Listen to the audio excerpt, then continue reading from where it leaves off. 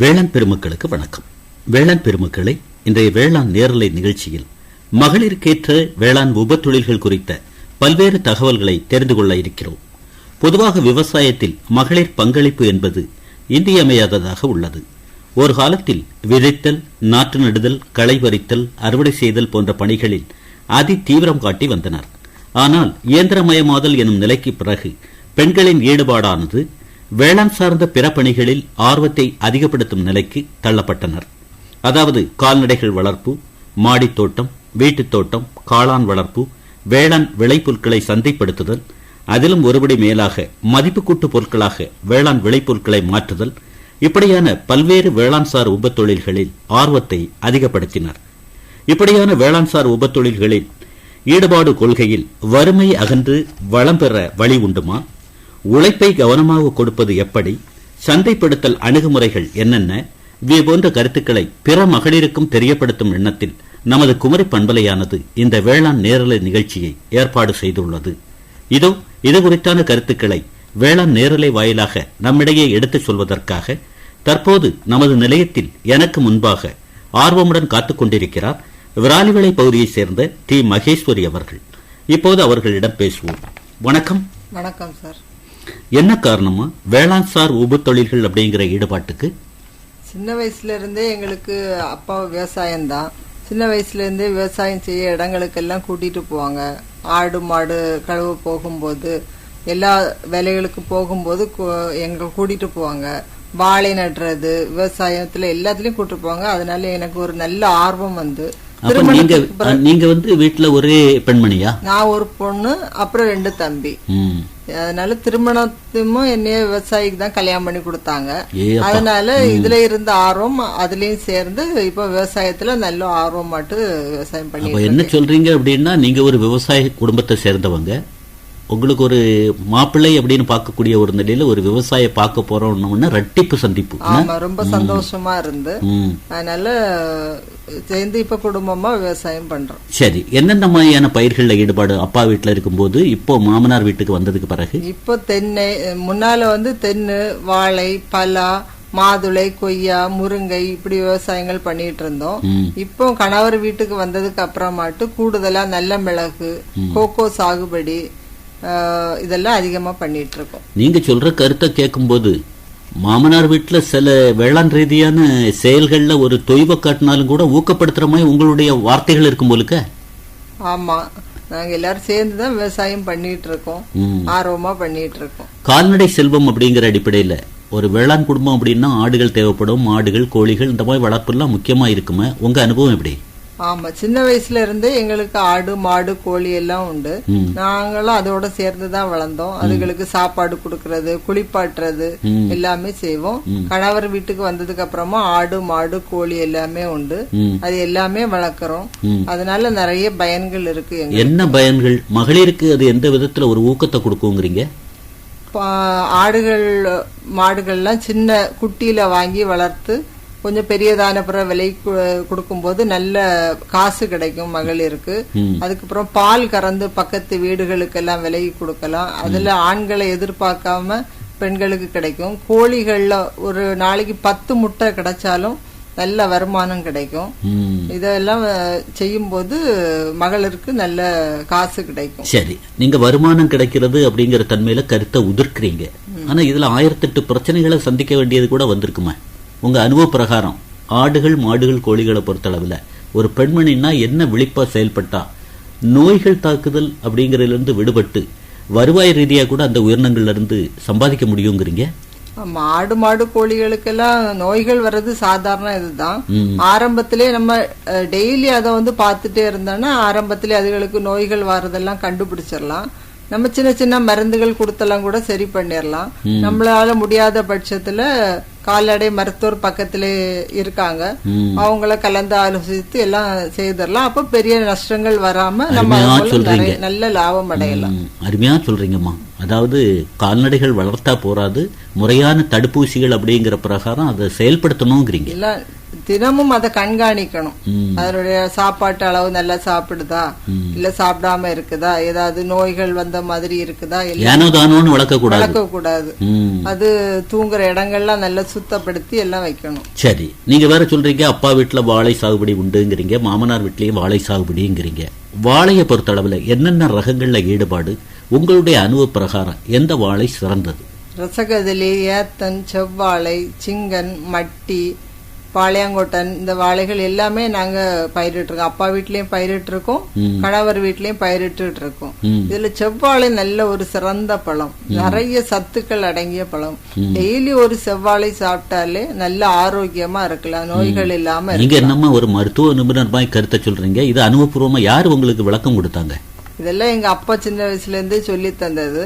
Daily ஒரு பழம் சாப்பிட சொல்லி எங்களை எல்லாம். அது சிவப்பு பழம்னாங்களா? வாழையில எந்த? சிவப்பு பழத்துல ரொம்ப சத்துக்கள் அதிகமா இருக்கு, அதனால டெய்லி ஒரு செவ்வாழை சாப்பிட்டா நல்ல பலமா இருக்கலாம் அப்படின்னு எங்க அப்பா சொல்லி தந்தாங்க. ஊடுபயிர்கள் அப்படிங்கிற ரீதியில வாழையா இருந்தாலும் சரி, தென்னையா இருந்தாலும் சரி, இந்த மாதிரி நிலையில ஊடுபயிர் அப்படிங்கிற ரீதியில உபரி வருமானத்துக்காக என்னென்ன பயிர்கள் ஈடுபாடு?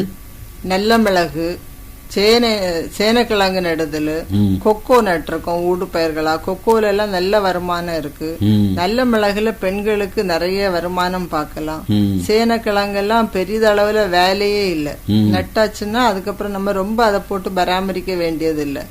அத காஞ்ச உடனே அந்த விளைஞ்சது நம்ம எடுத்து நம்ம தேவைக்கு விற்று பணமாக்கி கொள்ளலாம். சரி, குமரி மாவட்டத்துல கோகோ சாகுபடியில ஈடுபாடு காட்டுங்க அப்படின்னு தோட்டக்கலைத்துறை அறிவுறுத்தலை கொடுத்தாலும் கூட ஈடுபாடு அப்படிங்கிறது குறிப்பிட்ட விவசாயிகள்கிட்ட தான் இன்னைக்கு தீவிரமா இருக்குங்கிற அடிப்படையில நீங்க வேற சொல்றீங்க கோகோ சாகுபடியில நாங்க நாட்டம் காட்டுறோம் அப்படின்னு.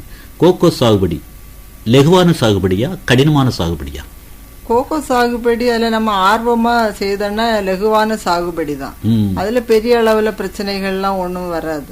நம்ம விவசாய அதிகாரிகள் சொல்றத நம்ம அப்படியே ஃபாலோ பண்ணி செய்தோம்னா நல்ல லாபம் அடையலாம். உங்களுக்கு பயிற்சி அப்படிங்கிற அடிப்படையில தான் இந்த மாதிரியான ஒரு முன்னேற்றகரமான நிலையா கோகோ சாகுபடியில, அல்லது அனுபவ படிப்பா? அனுபவ படிப்பு தான். ஏற்கனவே மாமா கணவர் எல்லாம் அந்த கொக்கோ சாகுபடியில இருக்காங்க. நானும் திருமணத்துக்கு அப்புறமாட்டு அதுல போய் பழகி எனக்கு அனுபவ ரீதியாட்டு அதுல நல்ல பழக்கம். சரி, மகளிருக்கேற்ற வேளாண் உப தொழில்கள் அப்படிங்கிற அடிப்படையில பெண்களுக்கு அதுல என்ன ஒரு வேலை வாய்ப்பு இருக்குங்கிறீங்க கோகோவை பொறுத்த அளவுல? கோகோவை பொறுத்த அளவுல மூட்டுல இருந்து நிறைய கிளைகள் வரும், அதெல்லாம் உடைச்சு விடலாம். அதுக்கப்புறம் அந்த வித்துகள் எல்லாம் சேகரிச்சு காய வச்சு மிட்டாயா செய்து அவங்க கொடுக்கலாம். அதுக்கப்புறம் அந்த கவாத்து பண்ணி விடலாம், மரத்துல சுத்தி 7 அடிக்கு மிகாம கவாத்து பண்ணி விடணும். அவங்களே கொக்கோவெல்லாம் அறுவடை செய்யலாம். இல்ல மத்த பயிர்களை மாதிரி அதுக்குன்னு ஒரு தனி கவனம் எடுத்து நீர் பாய்ச்சுதல், உரம் கொடுத்தல், பூச்சி மேலாண்மை, நோய் மேலாண்மை அந்த மாதிரி நடைமுறைகள் உண்டுமா, அல்லது அதெல்லாம் தேவையில்லை? அது தன்னால கோகோவுக்கு அதிக அளவுல நோய்கள் தாக்காது. மற்ற பயிர்களை போல இதுல ரொம்ப நம்ம வேலை செய்யணும், அதிலே இருக்கணும் அப்படின்னு இல்லை. நம்ம ஓரளவு வேலைகள் செய்தாலே அதுல இருந்து நல்ல லாபம் அடையலாம். நல்ல லாபம் அடையலாம்னு ஒரு வார்த்தையில சொல்லிட்டீங்க. ஆனா கோகோல இருந்து அந்த காய சேகரம் பண்ணதுக்கு பிறகு அதை ஒரு நிறைய விளைவுகளை சந்திச்சுதான் விற்பனை அப்படிங்கிற ரீதியில கொண்டு போக முடியும். ரொம்ப கடினமான பணிங்கிறாங்களே. கடினமான பணி இல்ல, அதை பறிச்சு நம்ம மொத்தமா சேகரிச்சு வச்சுட்டு அப்புறம் உடைச்சி ஒரு கூட்டி வைக்கணும். ஒரு நாளைக்கு ஒரு நாள் விட்டு விட்டு அதை கிளறி கொடுக்கணும். அப்புறம் 6வது நாள் எடுத்து அதை காய போடணும். காய போட்டு நம்ம அதை சேகரிச்சு வச்சுட்டு ஒரு சாக்லேட் கம்பெனிக்கு நம்ம கொடுத்துட்டா போதும். மாதத்துல ஒரு தடவை சாக்லேட் கம்பெனிக்கு கொடுக்கறோம். எப்படி சாக்லேட் தயாராகுது அப்படிங்கிற ரீதியில மதிப்பு கூட்டல் வழி நம்ம வீட்டிலேயே மிட்டாய் தயார் பண்ணி பார்ப்போமே அப்படி ஏதாவது? ஆமா, நாங்க தயார் பண்ணி இருக்கிறோம். அந்த கொக்கோ விதைகளை காய போட்டு எடுத்தோம்னா மேல் தோலை மட்டும் நீக்கிட்டு உள்ள இருக்க கொக்கோ எல்லாம் பவுடர் பண்ணிட்டு அதுல பால் பவுடர், வெண்ணெய், சீனி எல்லாம் சேர்த்து அதுல நம்ம ஃப்ரிட்ஜில் ஃப்ரீசர்ல வச்சு நம்ம எடுத்தோம்னா நல்ல சாக்லேட் அருமையா இயற்கையா நம்மளுக்கு கிடைக்கும். சரி, இந்த மாதிரி அனுபவத்துக்காக நான் பயிற்சிக்கு போனது இல்லைங்கிறீங்க, நீங்களே மிட்டாய் தயாரிக்கிறேங்கிறீங்க. மிட்டாயினுடைய சுவை எப்படி இருந்தது? மிட்டாயினுடைய சுவை நம்ம கடைகள்ல வாங்குறத விட அருமையா இருக்கும். அப்படியா? சரி, காய வைத்தல் அப்படிங்கிற நடைமுறையை கோகோல குறிப்பிட்டு சொல்றீங்களே, காய வைத்தல் தன்மையில தொடு மழைன்னு வைங்க, என்ன மாதிரியான ஒரு பாதுகாப்போடு விழிப்ப செயல்படணுங்கிறீங்க? கொக்கோ வந்து மழை நேரங்கள்ல நம்மளுக்கு கொஞ்சம் கடினம் தான், அதை காய வச்சு எடுக்கிறது. அது மட்டும்தான் ரொம்ப மழை நேரங்கள்ல ரொம்ப சிரமமா இருக்கும். அது நம்ம வந்து கொஞ்சம் வெயில் கிடைச்சாலும் அதை காய போட்டு எடுத்து நம்ம வீட்லயோ இல்ல வந்து நம்ம ஷெட் மாதிரி ஏதாவது கெட்டி வச்சிருந்தா அதுல போட்டு உலர்த்தி எடுக்கணும். சரி, சாகுபடி நுணுக்கங்கள் அப்படிங்கிறது நீங்க வந்து கையாளக்கூடியது இயற்கை சார்ந்தா செயற்கை சார்ந்தா? 90% இயற்கை சார்ந்து 10% செயற்கை சார்ந்தும் வரும். செயற்கை தவிர்க்க முடியாது. செயற்கையை தவிர்க்க முடியாது. இயற்கை ரீதியா செய்யறதுக்காக என்னென்ன மாதிரியான யுக்திகளை கையாளுறீங்க? இயற்கையா வேப்பெண்ணெய் வாங்கி அதுல சோப் ஆயில் கலந்து நோய்கள் ஏதாவது தாக்கிச்சுன்னா அதை தெளிச்சு விடுவோம். செடிகள்ல மரங்கள்ல எல்லாம் அடிச்சு விடுவோம். சரி. அதுக்கு பிறகு இஞ்சி பூண்டு பச்சை மிளகாய் இதை சம அளவு எடுத்து அரைச்சி நிறைய தண்ணீர்ல கலந்து அதை தெளிச்சு விடுவோம். அன்னைக்கு ஃபுல்லா அந்த மரங்களுக்கு ஃபுல்லா நீர் நிக்கிற மாதிரி பார்த்துக்கொள்ளும். 2 நாளையில மரங்கள் சரியாயிரும். இப்போ உங்க கருத்துக்கள் ஒன்னொன்னும் என்ன மாதிரியான ஒரு பின் கருத்தை பிரதிபலிக்குதுன்னா, நீங்க தான் பயிற்சிக்கு போகலே தவிர குடும்ப அங்கத்தினர்கள் ஏதோ பயிற்சிக்கு போயிட்டு வர மாதிரி இருக்கு. மாமா அடிக்கடி வெளியிடங்களுக்கெல்லாம் விவசாயத்துறை நடத்துற பயிற்சிக்கு போயிட்டு வருவாங்க. இங்க வந்து எனக்கு பயிற்சி தருவாங்க. அதை வச்சு நாங்க விவசாயம் பண்றோம். அப்போ உங்க குடும்பத்தை பொறுத்த அளவுல விடுமுறை நாட்கள் அப்படின்னு சொன்னா தோட்டத்துல தான்? ஆமா, ஞாயிற்றுக்கிழமை ஆனா நான் பசங்க கணவர் மாமா மாமி எல்லாரும் தோட்டத்துக்கு போயிருவோம். அங்கே சமைச்சு அங்கே சாப்பிட்டுட்டு அங்கே வேலையெல்லாம் செய்துட்டு ஏதோ சுற்றுலா போறது போல போயிட்டு. சுற்றுலா அப்படிங்கறத விட உங்களுக்கு உங்க அப்பா அம்மா எப்படி ஒரு இளம் பிராயத்திலேயே ஒரு வழிகாட்டினாங்களோ அதே மாதிரி உங்களுடைய குழந்தைகளையும் வேளாண்மை பக்கம் கொண்டு வரீங்கன்னு சொல்லாமா? ஆமா, இப்பவுமே அவங்க வந்து வேளாண் சம்பந்தப்பட்ட எல்லா வேலைகளையுமே அவங்களும் செய்வாங்க. வேளாண் உப தொழில்கள்ல இயந்திரமயமாதல் அப்படிங்கிற நடைமுறை சாத்தியமாயிடுச்சா எப்படி? ஆமா, சாத்தியமா தான் இருக்கு. இயந்திரமயமாதல் எங்களுக்கு நல்ல உதவிகரமாவும் இருக்கு. களை எடுத்தெல்லாம் முன்னால நிறைய ஆள் விடணும், எடுக்கிறது கஷ்டம். மழை இல்லாத நேரங்கள்ல அந்த புல்லுகள் களைகள் வராது. இப்ப இயந்திரம் கொண்டு எடுக்கிறதுனால நல்ல ஆழமா வேரோட அந்த களைகளை எல்லாம் புடுங்கி எடுத்துருது. அதனால எங்களுக்கு நல்ல உதவிகரமா இருக்கு. சரி, உங்களுக்கு உதவிகரம்ங்கிறீங்க. இப்ப நம்ம நிகழ்ச்சியை கேட்டிருக்கக்கூடியவங்கள நிறைய பேர் கணவருடைய வருமானத்தை மட்டுமே நம்பி இருக்காங்கன்னு வைங்க. அவங்க இந்த மாதிரியான உப தொழில்கள் வேளாண் சார்ந்த தொழில்களில் ஈடுபாடு காட்டினா அவங்களும் வருவாயை பெறலாங்கிற அடிப்படையில ஏதாவது ஆலோசனைகள்? ஆமா, எப்பவுமே நம்ம கணவருடைய வருமானத்தை எதிர்பார்த்து காத்திருக்க கூடாது. நம்ம ஆடு வளர்க்கலாம், மாடு வளர்க்கலாம், மாட்டுல இருந்து பால் கறந்து விலையை கொடுத்து எடுக்கலாம். வீட்டு பக்கத்துல தோட்டங்கள் அமைக்கலாம், மாடியில தோட்டங்கள் அமைக்கலாம். இப்படி பெண்களும் கண்டிப்பா அதுல விவசாயத்துல செயல்படணும். ஒண்ணுமே இல்லைன்னா ஒரு 10 கோழியை வாங்கி விட்டுக்கலாம். கோழியை வாங்கி விடலாம். இப்ப நாட்டு முட்டைகள்லாம் நல்ல விலை. அதுல அவங்களுக்கு அன்றாட செலவு அந்த நாட்டு முட்டைகள்லயே கிடைச்சிரும். மதிப்பு கூட்டு நடவடிக்கைகள் வேளாண் விளைபொருட்கள்ல என்னென்ன பண்ணலாங்கிறீங்க? உங்க அனுபவமா என்ன பண்ணிட்டு இருக்கீங்க? மத்தவங்களுக்கு என்ன ஆலோசனை கொடுக்குறீங்க? தேங்காயை வந்து அப்படியே விலையை கொடுக்காம அதை நல்லா சீவி காய வச்சு தேங்காய் எண்ணெயா ஆக்கி கொடுக்கலாம். அதுல நல்ல வருமானம் வருது. இல்ல உருக்கெண்ணெய்க்கு நல்ல ஒரு எதிர்பார்ப்பு இருக்கு மக்கள்கிட்ட. அதை நம்ம உருக்கெண்ணெய் ஆக்கி கொடுக்கலாம். அதுக்கப்புறம் ஏத்தங்காயா வெட்டி அப்படியே கொடுத்துடாம அது சிப்ஸ் போட்டு கொடுக்கலாம். நம்ம நிறைய பேக்கரிகளுக்கு எல்லாம் கொடுக்கலாம். அதுக்கப்புறம் ஏத்தம்பழத்துல பஜ்ஜி செய்து சின்ன ஹோட்டல்களுக்கு எல்லாம் நம்ம சப்ளை பண்ணலாம். இதெல்லாம் பண்ணா நம்மளுக்கு நல்ல வருமானம் இருக்கும். சரி, இந்த மாதிரியான ஒரு தொழில் ஈடுபாட்டுக்கு முன்னால குடும்பத்துல காணப்பட்ட வளம் என்ன? வருவாய் ரீதியா இன்னைக்கு நீங்க இந்த மாதிரி தொழில ஈடுபாடு காட்டுறதுனால உங்களுடைய கணவர் வீட்டார் என்ன மாதிரி உங்களை அங்கீகரிக்கிறாங்க? கணவர் வீட்டார் வந்து ரொம்ப மகிழ்ச்சியா இருக்காங்க. இப்படி மருமகள் மூலமாக நல்ல வருமானம் வருது, நம்ம கையை மட்டுமே நம்ம நம்பி இல்ல, திடீர்னு அவங்களுக்கு ஏதாவது ரூபாய் தட்டுப்பட்டாலும் என்கிட்ட வந்து கேக்குற அளவுக்கு ரூபாய் இருக்கு. அருமையா சொல்றீங்க. ஒரு ரொம்ப மகிழ்ச்சியா இருக்காங்க. ஒரு பெண் தூங்கினால் வீடு தூங்கும். அதனால பெண் விழிப்பா செயல்படுறதுக்கு சில ஆலோசனைகளை சொல்லி இருக்கிறேன், கைகொள்ளுங்கிறீங்க. ஆமா.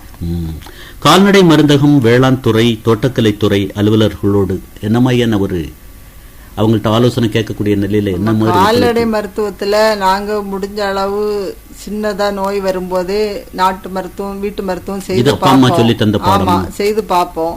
அதுல சரியாகாட்டா கால்நடை மருத்துவரை அணுகி என்னென்ன மருந்துகள் கொடுக்கலான்னு கேட்டு கொடுப்போம். அதே மாதிரி விவசாயத்திலையும் நாங்க நிறைய முறைகளை கைப்பற்றி நோய்களை ஓரளவு குறைச்சிருவோம். அதுலயும் குறையாட்டா விவசாய அதிகாரிகளை தொடர்பு கொண்டு அவங்க வந்து பார்த்து என்னென்ன முறைகளை நீங்க பண்ணணும்னு சொன்னாங்கன்னா நாங்க அதை கையாண்டு இருக்கோம்.